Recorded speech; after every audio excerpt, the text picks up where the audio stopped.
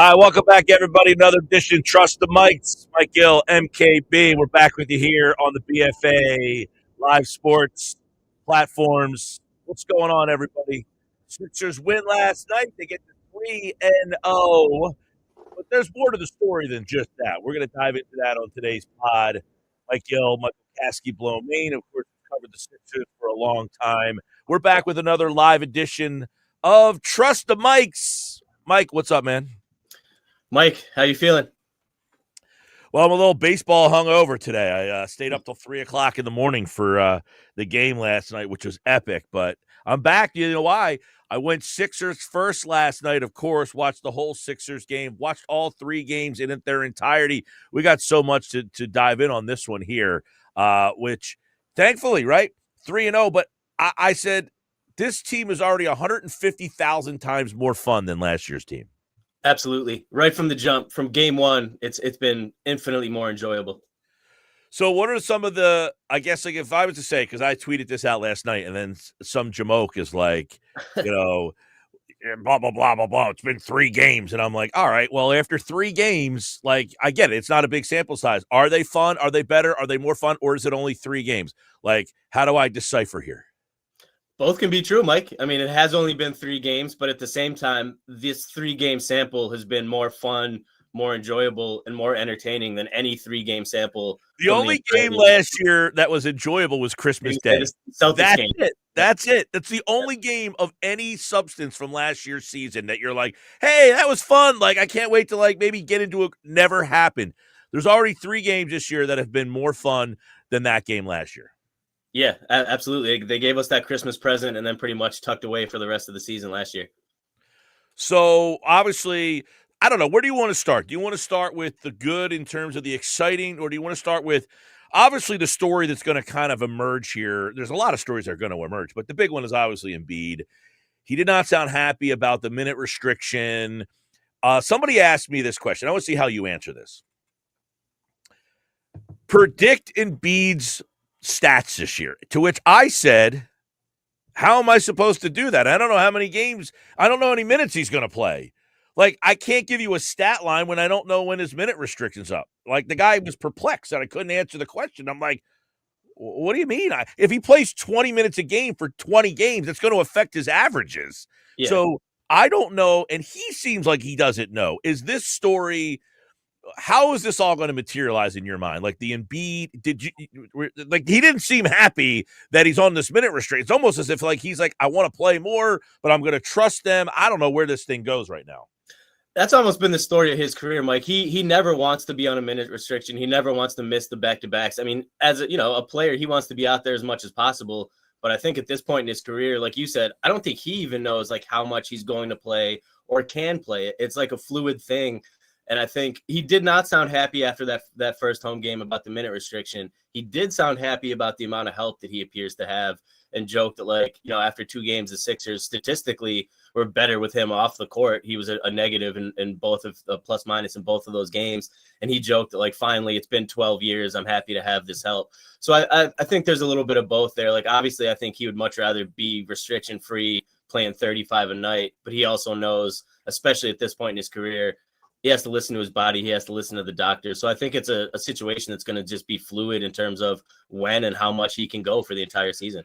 Yeah, so, like, I look at it like this. So he played in that exhibition game on Friday night, like 2 weeks ago, and you're like, wow, he looked pretty good. And then the opener, he looked terrible. And then in the game the other night, he was more efficient as a scorer, but he still didn't look great on the defensive end. So your sample size now of really 3 games for him, one being an exhibition game, to which he said that one doesn't even really count. It's just totally different. But all of them kind of line up that he took about the same amount of shots in all 3 games. The one game he had 9 attempts, one he had 10, one he had 11. One game he took 4 threes, the other game he took 4 threes, and then the other game he took 6 threes. So his efficiency has been the difference, where the one game he just was so inefficient. But then he said, well, I couldn't get any rhythm. He's playing in these short bursts. And then the second time he played longer, but then he's not available for late in the game. But the big thing that we're all noticing is the team is playing better when he's not on the floor. So how is this going to kind of come to a head? Not only are they playing better, Mike, they're being able to close out games. I mean, that's a huge thing from the deviation from the past. Like Joel obviously didn't play at all last night against Orlando, didn't play at all in that fourth quarter run when they came back and beat Charlotte. And like in the past, if Joel's not out there in a fourth quarter stretch, you can pretty much kiss that game goodbye to Philadelphia. And it's the opposite. This team, led by obviously the backcourt duo, the dynamic duo of Maxey and Edgecombe, they have other options. They have other guys that they can run the sets through that can get them buckets down the stretch. Maxey, I mean, there's not enough things to say about him and the clutch factor and his willingness and ability to take and make clutch shots down the stretch. And I think it was, he came along for the past few years where Joel was the de facto guy, the go-to guy on offense, and Maxey was the number two. And I think that's switched now, Mike. Even when Joel comes back, he's going to be slightly limited in what he can do offensively. I think he's going to be limited to more of a, mid-range 3-point type guy as opposed to the explosive down low finisher that we've seen in the past. And I think Maxey is making the case that, hey, like I'm taking the mantle here of being the Sixers go-to scorer, the guy you give the ball to down the stretch when you need a bucket. And I don't think that's going to change when Joel is back in the lineup. I mean, obviously you'll factor Joel in, but I think this team is trending toward building and having it the identity be the backcourt of Maxey and Edgecombe, and you fit Joel in around there when he's available. Yes. I think it's evident that the team finally went into a season by saying we're going to build an offense around the other guys. The question is, can they work him in? It seems that they can, right? Like if he's setting a lot of high picks, a lot of DHOs at the top, he can kind of screen roll. If the double goes with Maxey or Edgecombe or McCain or whoever on the wing, he can catch and step right into his favorite shot right there. He should get some wide. Oh, crazy to think that if they're doubling someone else, he's going to have wide open step-ins to the shot that he likes the best. The question is, is Joel Embiid as essentially a glorified foul line jump shooter and some threes here and there the recipe for a championship? I maybe if Maxey, VJ, McCain, who knows what Paul George is going to give, Quentin Grimes, if they can all score enough and Embiid gets you 15 to 18, just popping jumpers, the big thing will be, to me, that's fine on offense. He's got to be able to do what Bona did last night. Now, he's got to do what Bona did last night. We'll get to him in a little bit. My man was all over the place. But he's got to be able to protect the rim and play defense. Otherwise, I don't know how you mesh him into this thing appropriately in terms of the big picture if your goal is to win a title. Yeah, I agree, Mike. And I like what you said. I mean, we don't know if it's a recipe to win a championship with Joel playing that role, but we do know that the role he's played over the past 11 seasons has not been a recipe to the championship, with him being the de facto go-to offensive guy all the time. And I like that it's almost like he's a wrinkle in the offense now where you can, fill him in. And like you said, have him operate as a screener, a roller, a guy that can get space on the mid-range, at the nail, at the elbows, top of the key. I think that's like a wrinkle that they can have in the offense, but it doesn't need to be the offense. And I think that will be a huge, deviation from what we've seen in the past, where if he's not the offense and he's not giving you 30 plus a night, the Sixers are going to struggle to score. They're going to struggle to stay in games. That, I mean, at least, again, it's 3 games, but that is not the case so far this season. Like, they have the horses to keep them in the race without Joel, and anything they get from him offensively, at least, like, seems to be, I don't want to say a bonus because they will need him and his production, obviously, but it doesn't seem like they need the 35 plus a night from him. And I'm with you. I think the defense is more important because they are going to need, that rim protection, that rebounding. They're a little bit smaller on the wings and in the front court. But they need at least him back there.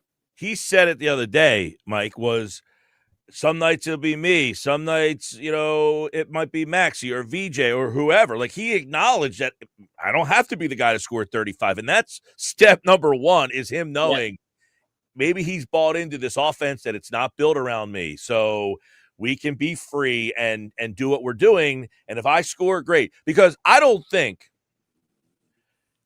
know when this minute restriction is going to end, but I don't think you're going to see him down on the block banging around for at least the first half of it. I think they just want him stay healthy, get up and down the floor, get your cardio, find a little rhythm in this offense, and then we will start to incorporate you a little bit more when necessary. Because come playoff time, he's going to have to get down there and get a bucket down on the block and get to the line and be Joel Embiid. He doesn't have to be in Joel Embiid for 35 minutes, but there's going to have to be spurts in a playoff series where you're going to need him to kind of keep a run, end a 10-0 drought or something like that. Even just to draw the attention, Mike, I mean, him in the post is so deadly for the Sixers offense because it attracts a minimum of 2 defenders every time. So even just having him positioned down there is going to work to open things up for Maxey, Grimes, Edgecombe. But I agree in the short term, that's not only is that not a priority for the Sixers, it's on purpose that they're not doing that. They think that by having him operate so heavily out of the top of the key and out of the foul line area, it'll actually save a little bit of that wear and tear that he accumulates from banging in the post, and also just having to get up and down from post to post. That's a little bit more running, more wear and tear on the body than going from post to top of the key. So that's on purpose that they're kind of doing that so far this season. But I do think, he's played 2 games fresh off that knee surgery. I think he's still getting his footing, getting accustomed to that knee. So I think we'll see more of that, like you said, as the season moves on, although it won't be the primary offensive set like we've seen in the past.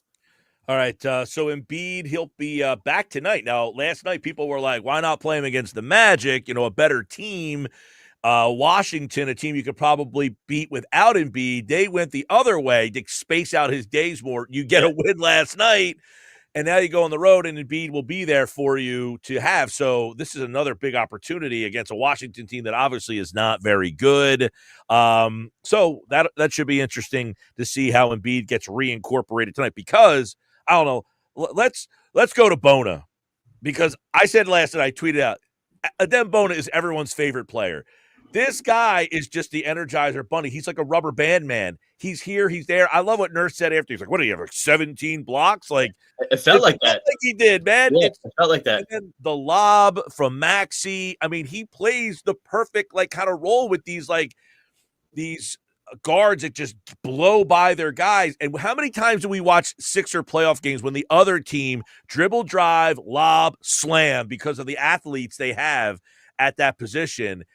But Bona is a bona fide rim protector, shot blocker, shot alterer. And then Dummon essentially won them the game on Saturday night. So I don't know. They've got an interesting – go ahead. Drummond's been good. He's been good this year. And Embiid said it after the game. We signed this guy last year thinking we were getting the guy that we traded for Ben. And everybody was like, I didn't really want to trade Drummond because he was the best backup center that you had. Then last year he gets hurt, and then everybody wants to get rid of him because he basically got lumped in with the miserable season last year. But this guy, Drummond, is a legit rebounder that they absolutely need. Him and Bona together, I think it's going to be interesting to see what happens when Embiid, Bona, and Drummond are all back, or like tonight. It's great, Mike, because it's definitely the most depth that the Sixers have had at the center spot. I mean, that's 3 guys that I think you could play reliable minutes, and I agree. I mean, Bona's been a revelation. The step up he's made just from last year. We saw flashes at the end of last season where he kind of stepped into that role and got to play more, but he's taken a huge step forward this year. And like you said, I mean, that's huge for the Sixers because they know coming into the season, and we all know, Mike, you and I, everyone listening, Joel's going to miss games. He's going to miss time. He's not going to play a lot, and you need reliable options. And Bona is he's like the prototypical center for today's NBA, that he can get up and down the court with the guards, give you rim protection, and he can finish at the rim on lobs. That's what you're looking for. The one concern with Bona, obviously, is if you get into a half-court set, he's not much of a back-to-the-basket guy that you can dump the ball down to, and he has moves in the post that he's going to finish.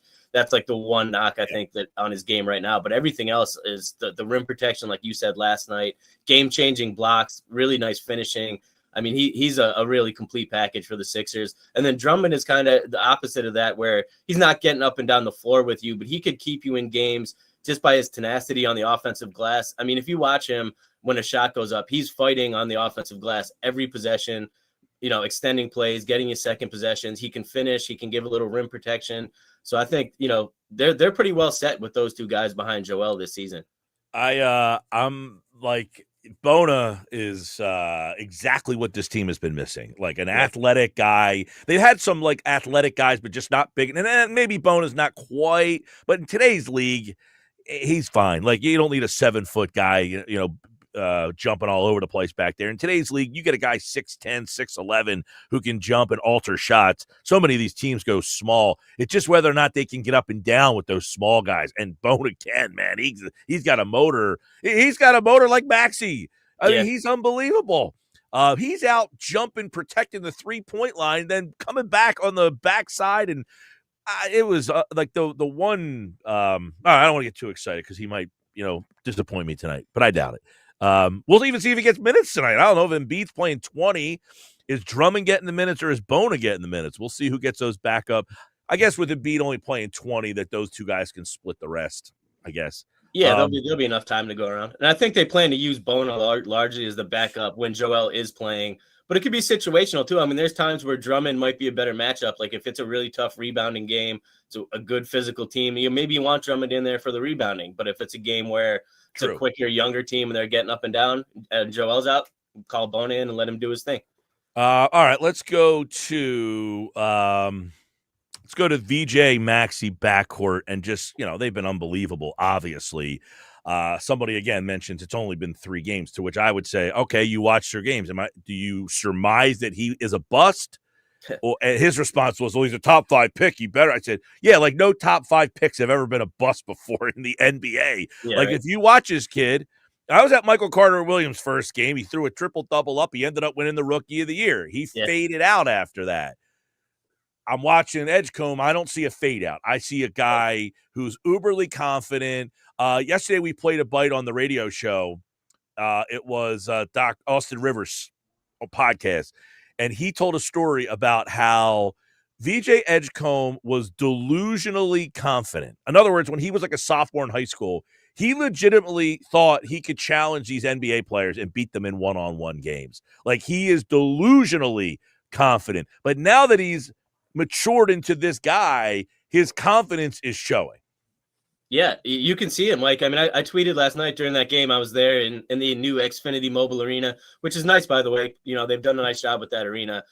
He doesn't look like a rookie. Nothing about him on the basketball court, to me, looks like a rookie. The poise, the intensity, the competitive fire, let alone the skill set. Like nothing about him on a basketball court last night. I said to the person I was sitting next to, I was like, you would never know. Like if you didn't follow the NBA and you just happened to be at the Sixers game and you were watching all these players, you would never know that was his 3rd professional game in the NBA. Like he looked at every bit like a 5-year veteran, and the skill set to match, like aside from what he's done on the court, I love the intangibles that we've seen, like the fire. He missed those 2 free throws in that first game of the season and immediately was like mad at himself and came back with lockdown defense and intensity. Like instead of hanging his head, just on the bench, the way he talks to the teammates and tries to fire guys up, the IQ, like everything about him is past his age and experience. And I agree with you. I mean, not only is it not a bust, he has all the skills to ride this ascension to the top like very quickly.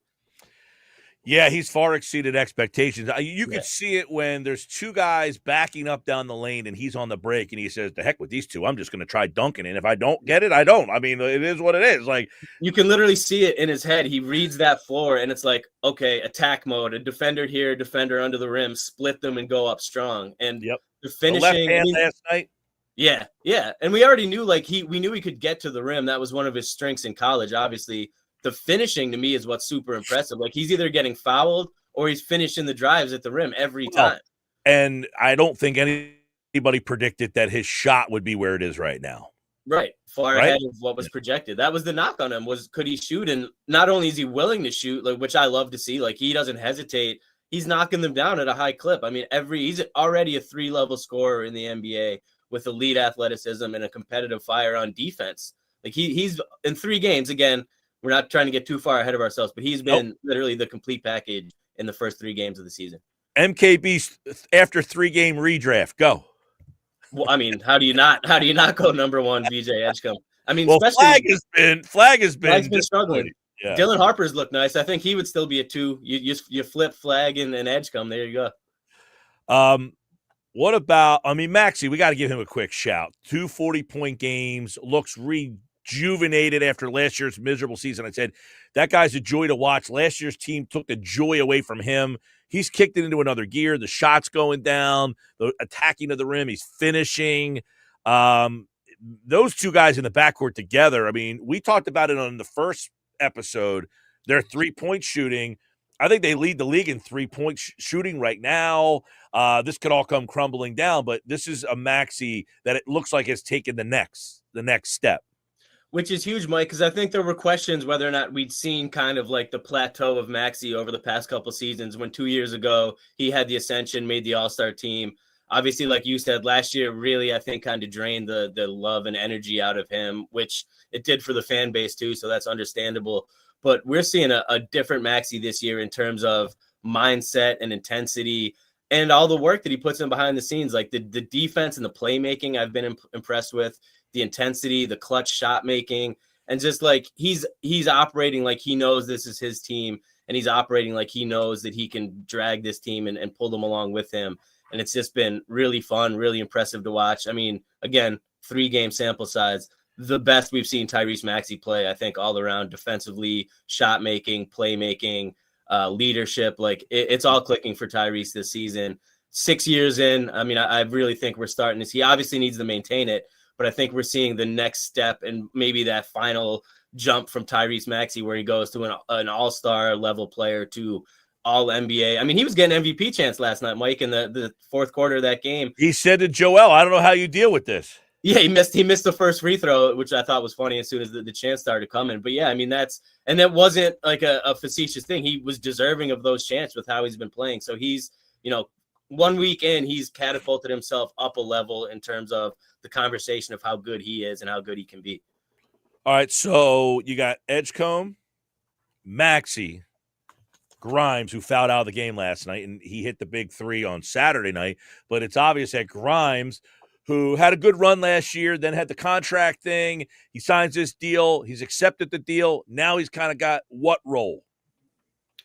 He's the guy coming off the bench, a shot maker and a defender, Mike. And I think that the first game obviously was a little rough one for him, getting his accustomed to the role, what he was going to be doing. The last 2 games, I think he's given the Sixers exactly what they've been looking for him, which is defense off the bench and then a complementary scorer on offense that can put the ball on the floor, finish, and more importantly, like knock down shots. He made, like you said, that the huge 3 in that second game against Charlotte. He made some big shots last night in against Orlando. The defense has been there. So, I mean, to me, he's a guy that's going to be major minutes off of the bench as a two-way guy that they can kind of rely on to come in and fill in that role.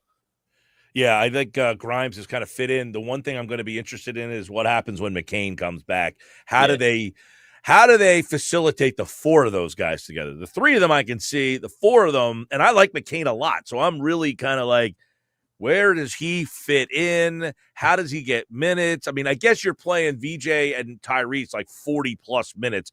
He'll cut into some of those minutes. Yeah, those guys are both up over 41 per game this year. You obviously, I think, want to curtail that a little bit. You take 5 off of both of those guys, that's 10 right there for McCain. Find some more somewhere else.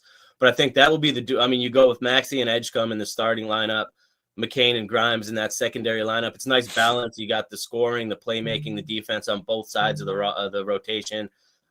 On paper at least, that's a nice little four-man combo right there. Yeah. So what is I don't know, when McCain was shooting yesterday, what's the thought of when he could try to be back here? Like, is it in the next week? Is it 2 weeks? I've heard some optimism about like mid-November, Mike, right around which would be about 2 weeks from now. He just got the thumb brace off a couple days ago. He's just, like you said, he just started shooting without it the past couple days. I think there'll be a short ramp-up period, and I think a couple weeks, yeah. So what's the latest on Paul George? Same. He's getting close, I think, Mike. I think maybe even closer than McCain, a week, 2 weeks tops. I think he'll be back in that rotation, back to, full 5s in practice, just continuing that Sixers' favorite term, the ramp-up process. But he's getting close. What's the expectation of when he's back? I would imagine he slides right into the starting lineup. Are we excited about this? Does he slow them down? Does he fit in? How do you see that? Well, so I got a question for you. What are you doing? I think we're both assuming he's sliding into the starting lineup. He's, Paul George. He has this max contract. They need his size on the wing too, like the athleticism of what the prototype. Not if Watford's back. That's true too. But I mean, obviously, Paul George's best is still ahead of Watford. I get it. But my point with that is Watford offers the same length and size and defense, and he's a distributor. They don't need another scorer right now. I mean, there's going to be moments where somebody's going to have to knock down a shot, which they're doing right now. But if you have Maxey, McCain, Grimes, Edgecombe, Embiid, where do I get shots for Paul George? Where am I finding those? I'd rather have a guy who knows that he's not the shot guy. You know what I mean? But I agree with you. I think George obviously comes back and starts. So with that being the case, you got George, you got Maxey, you got Edgecombe, you got Embiid. What are you doing with that fifth spot? George, Maxey, Edgecombe, Embiid. So then what are you doing with that five? Oh yeah. With full health, let's say everyone's back.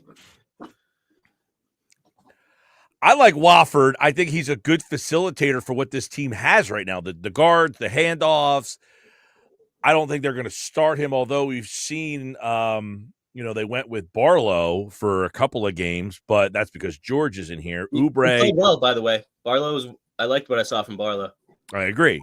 Oubre would be the other option, I guess, right? So you can go with – I would imagine it would be Oubre to at least start, because I can see Watford replacing Oubre at some point if you're looking for more – I mean, Oubre's when he feels like it, plays good defense. When his head's into the game, he was locked in last night. Yes, last night was one of the best games he's played. There's other nights where he's so erratic and he's all over the place. Watford would be the other option. So I would say Oubre would be Oubre, George, Embiid, VJ, Maxey. Yeah, that's what I think too. I do agree. I mean, there's two ways you could go. That's obviously a little smaller and a quicker version.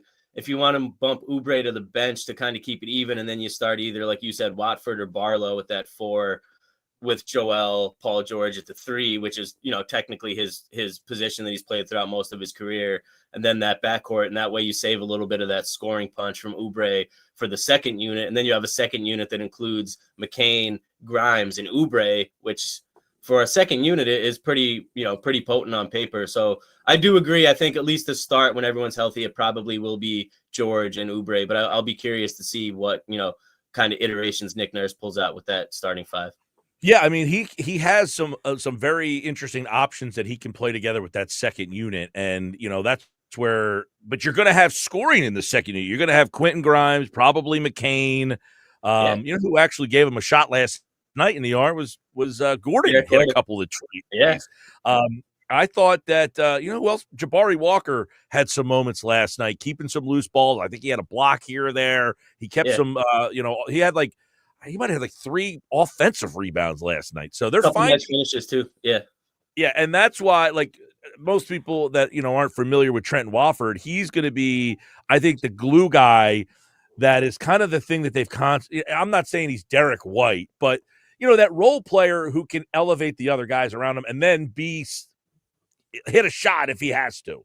He's not so inept offensively, but that's not what his role is, and he knows it. Now Derek White's different. Now he's stepped into a different. But I'm talking about when he was with those Celtics teams where he was like the 3rd or 4th guy. Yeah, I could see it where you're not expecting him to score 20, but he kind of steps in and makes the small plays and facilitates things. No, absolutely. And I think, again, everything we're saying has to be qualified with it's been 3 games. But you and I and everyone else that covers the Sixers have been talking about depth for years and how important the depth is and how the team hasn't had depth. And through 3 games, to me, this Sixers team has depth. And this is not, like we said, George isn't even out there, McCain, Watford. This team has options and depth up and down the roster, too. There's been times where they've had depth in the backcourt. There's been times where they had depth in the front court. This year, it seems like they put it all together. There is depth up and down that roster, which is – I know people don't like to give Morey credit because he signed those 2 big-time contracts, which is fair to say that those contracts are kind of just they stand out. There's no question. So, yes, people make mistakes. He made 2 mistakes with the George deal, it looks like, and the Embiid deal. I mean, obviously, both of them are not working out as we speak. But he drafted Maxey. He drafted McCain. He drafted Edgecombe. He got Justin Edwards as an undrafted guy. He got Bona in the 2nd round. He brought in guys right now. The trade for Quentin Grimes, that looks like a pretty good deal. We talked about Watford, who we haven't seen yet. We've got Barlow, who's given them some nice minutes. Jabari Walker. These are some of the guys they brought in this offseason. Oubre played well last night, but I think he's done a good job, as you said, kind of, all right, I got these two signings, and they kind of stick out. How can I make the team better around them so that we're not so dependent on those two guys? Yeah, the drafting has been stellar, Mike. And I think, there's a world where this VJ Edgecombe pick might have saved Daryl Morey's job. There's a real world where he was on the hot seat. We talked about it in the first episode, I think, of Trust the Mics, that, coming into this season, him and Nick Nurse were both, on the hot seat in terms of the way the league perception. And that Edgecombe pick, you make a pick like that changes the trajectory of the franchise, even if the Paul George contract doesn't work out like you would hope, and even if Joel continues to deal with these injury issues. You have a team now that looks competitive in the present and really nicely set up for the immediate future. So, a pick like that could completely, save him from the chopping block later this year if things go sideways. Anybody who looks at the team and says that he's awful, he's done a terrible job, I think you're just judging the team from last year. Yeah. Which is fair. If you want to just judge them off last year, I said it was the worst team in the history of the franchise, and he miscalculated the whole roster. The roster construction was horrendous because he felt that he had George and Embiid, and they would carry, and that he just needed veterans around those players who had been through playoff rounds, and they all broke down on him. So he completely miscalculated. But he's completely changed the roster in one offseason and added an infusion of energy. And you're right, the Edgecombe pick, they nailed that thing so far. But that's a biggest surprise so far to you. Yeah, just to add on that too, like the fact that Daryl was able to switch the roster up so fast in one offseason with the limited cap space that they had, to me is like they were strapped going into this offseason. Like they couldn't really make trades. They didn't have the money to sign free agents. So the fact that this team looks so different and is so different, given like the constraints that they had, I think is, tip of the cap to Daryl Morey, because that was a really impressive flip. But, to answer the question, the biggest surprise, obviously, other than Edgecombe, who I think we all thought would be good, I thought he not would be this good. Yeah, not this good, this fast. But I think the biggest surprise would have to just be the offense and how they've been able to produce points and win games without Joel Embiid. Like we said, this is not something that this team has been able to do in previous games. Like they've been able to keep themselves afloat and finish out games without the former MVP. And that's a game changer, Mike. If they can continue that throughout the season, it's, the ceiling is really high. So, Edgecombe obviously is the guy that jumps out as the biggest surprise. But then off of that, just the entire offense being able to, carry the load with Joel playing minimal minutes, to me is a big surprise. What about you? Yeah, I would look at, they went to Boston on the road, got down. It felt like a game that they lose all the time. They climbed 100%. Back into that game and then won the game with some big shot making. The Charlotte game on Saturday night was, was the home opener, and it feels like, hey, they won the first game at Boston. We're all kind of like, hey, and it felt like a game that you were just going to disappoint everybody. They find a way to win that game. Then last night, they really went wire to wire. People think that Magic team is pretty good. Their defense has been terrible through three games, but, people were looking at, all right, Orlando's a team that's probably a playoff team. How are you going to respond? No Joel Embiid, and pretty much went wire to wire and just kept them at arm's length. They just could not get back in the game last night, and there's no Joel Embiid to turn to in those moments where you need that, and they didn't need him. So the ability to kind of climb back, not get, lose the game because you're losing and then you can't get back in the game because you're kind of like, all right, we've lost this game, move on to the next one. That's what was happening last year, and we've seen it happen in the past. The three-point shot making was, I think, your number one of problems that this team could have so far. That they've been, I believe they're the best team in the NBA right now when it comes to shooting threes in terms of percentage-wise. It's been unbelievable, their shot making from three-point percentage right now. So I think that's got to be way up on the list of things that, and my concern was rebounding. Where was this team how was this team going to have enough rebounding? And, right now they're rebounding this in the bottom half of the league, but they've been active. They've got some second opportunities, but the 3-point shooting, I would have to say, that was your number one. They are number one, 43% from three, better than the Golden State Warriors, who make a lot of threes for that. So 3-point shooting has to be the biggest surprise for me. Yeah, I agree completely, Mike, and credit largely to Maxey and Edgecombe for that, because I didn't know how good of a shooter Edgecombe would be coming in. There was questions about that. And Maxey, I mean, we know his ability, but he's been shooting that thing at such a high clip so far this season. It's just been impressive. And the fact that they have the firepower, like you said, to get down in games, like they've been outscored in the third quarter of every game so far this season, which is a concerning trend that dates back to, previous seasons under Nick Nurse. But the difference is this year they get down in the third quarter, give up points. They have the firepower to turn it around in the fourth and finish out these games, even without Joel. So, it's been really impressive what we've seen so far. For the three teams they've played, admittedly, aren't the best teams in the league. Good chance none of those three teams are in the playoffs. Maybe Orlando if they can turn things around a little bit. But, there will be better tests coming up. But so far, they're 3 for 3 passing with flying colors, I would say. Right. It's a good draft this year, really good draft. So you're going to see teams throwing in the towel, I would think, earlier than normal, right? I mean, you got three legit prospects at the top of that draft class. Yeah, for sure. So might be a lot of trusting the process around the league out there, especially Boston. I can see Boston saying, you know what, this isn't our year. Let's go get another player and add it to this, because they're going to have to figure out what to do with that roster in terms of the money. So I can see Boston throwing in the towel pretty early here if they continue to go. Oh, they played well last. Jaylen Brown went out and they went on like a 30-10 run last night or something like that.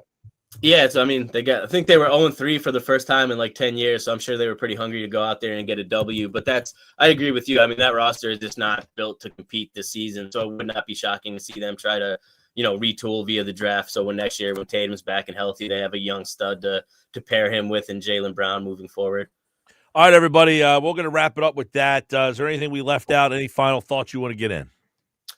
I don't think so, Mike. It's just, when we did the episode a week ago, we said maybe a week from now, the Sixers would be 3-0. They are 3-0. And I think the start of the season has gone as, better than anyone could have hoped. Edgecombe looks like a certified star. Maxey's ready to take that next level. I mean, excitement is back in Philadelphia 76ers basketball, Mike. For the first time in a little while, a whole year at least. And even the year before, they got beat by the Knicks. It was kind of meh. They lose in the first round. This team here, good start. They'll play tonight against Washington. The rest of the week, you got Washington, the Celtics on Friday night. You got the Celtics. Yeah, NBA Cup first game. NBA Cup first game is Friday night. Then they've got Tuesday against the Bulls, back-to-back with the Cavs. So that's what Cavs, Sixers. We'll see. Oh, Bulls are playing pretty well, too. One of 4 undefeated teams with the Sixers. Bulls, Sixers, Thunder, Spurs. Only 4 undefeated teams left. All right. Michael Kasky-Blomine. You can check us out on all the podcasting platforms. We go live on Tuesdays right here on all the YouTube and X platforms. Subscribe, like, and share. We'll be back next week with more Trust the Mics right here on the BFA Sports platform. See you, Mike. Thanks, everybody. See you, Mike.